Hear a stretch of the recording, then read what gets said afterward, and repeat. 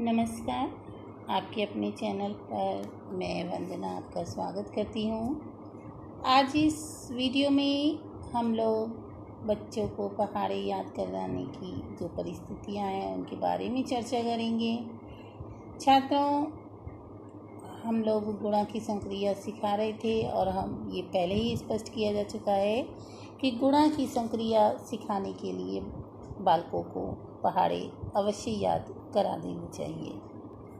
और वैसे भी गणित के शिक्षण में पहाड़े याद जो करने का विशेष महत्व है, और यदि छात्रों को बचपन से ही पहाड़े ठीक प्रकार से याद हो जाते हैं तो कभी जो है कठिन प्रश्नों को जो है लिखित ही नहीं बल्कि मौखिक रूप से ही हल कर लेते हैं। इसलिए आवश्यक है कि प्राथमिक स्तर के छात्रों को पहाड़े जो हैं ठीक प्रकार से याद कराए। यदि आरंभ में पहाड़े याद करने की ओर ध्यान नहीं दिया गया तो आगे चलकर जो है बालकों को गणित के विभिन्न प्रश्नों को हल करने में कठिनाइयाँ आएंगी और बहुत ज़्यादा आएंगी।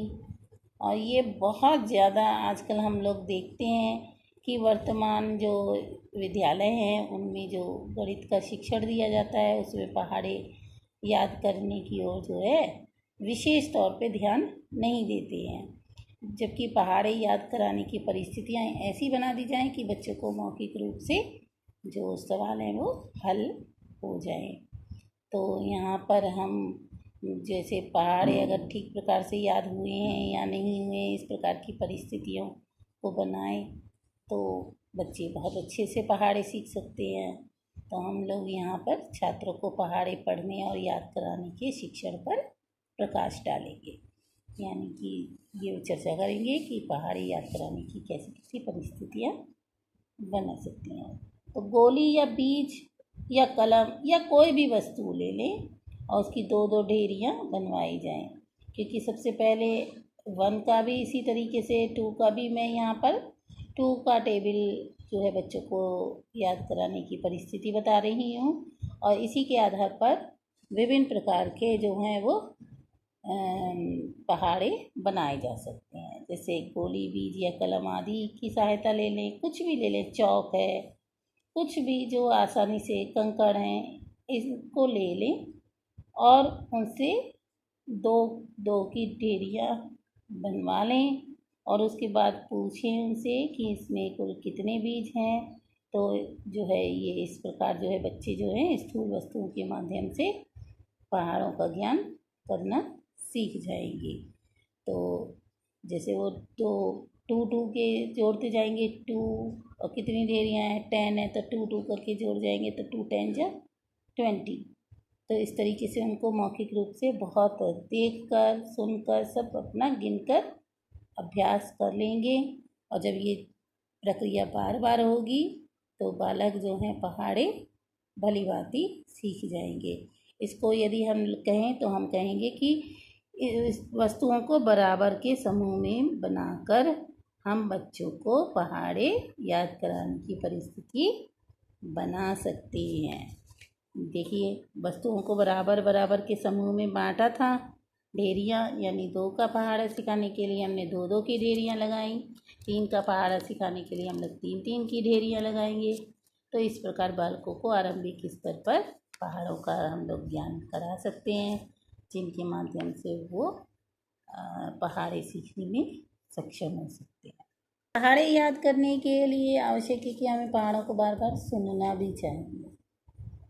अब यदि दूसरा देखें तो छात्रों को 2 + 2 + 2 ऐसे हमने 3 पहले 1 बार बता दें, 2 को 1 बार जोड़ेंगे तो 2 ही रहेगा क्योंकि उसमें कोई भी वृद्धि नहीं हुई है। 2 को 2 बार जोड़ा तो 1 बार, तो क्या आ जाएगा 2 1 जा 2 और 2 2 जा 4। फिर छात्रों को 2 + 2 + 3 यानी कि 2 को 3 टाइम्स जोड़ेंगे तो क्या आ जाएगा 6, यानी 2 3 जा 6।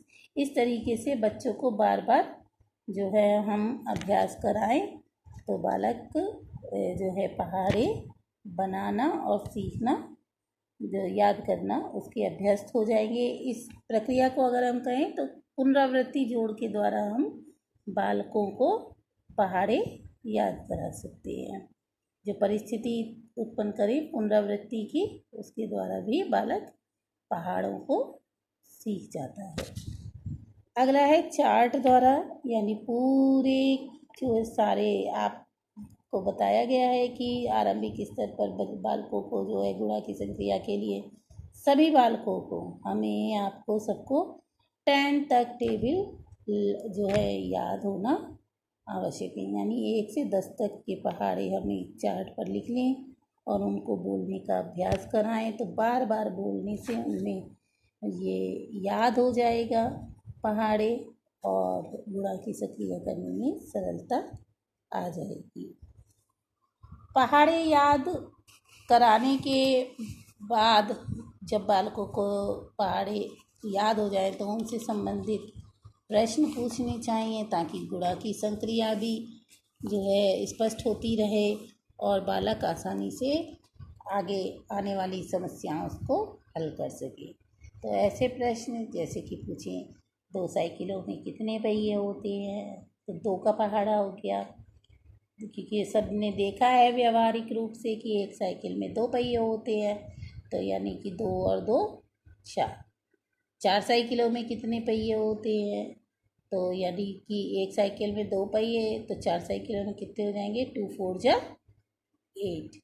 या कुछ भी किसी जानवर को ले सकते हैं, जैसे सब लोग देखते हैं कि किसी भी जानवर को लें, जैसे हमने यहाँ पर अगर गाय लें तो गाय के सब लोग बच्चे देखे हैं कि उनके 4 पैर होते हैं। तो हम पूछेंगे तो जो है शिक्षक पूछ सकता है कि बताइए 4 गाय हैं उनके कितने पैर होंगे। तो बालकों को पता है कि एक गाय के 4 पैर होते हैं, तो 4 गाय के 4 2 जा 8 पैर होंगे। ऐसे प्रकार और प्रश्न बना लेंगे, जैसे किसी टोकरी में जो है 4 टोकरियां हैं, सब चारों में 2 केले रखे हैं और उन केलों को निकालें 4 बार, तो कितने केले निकलेंगे, तो 2 जो है 2 से 8। तो इस तरीके से हम पहाड़ों को याद करा सकते हैं और बच्चों में गुणा की संक्रिया और पहाड़े याद करने की जो विधा है उसको डेवलप कर सकते हैं।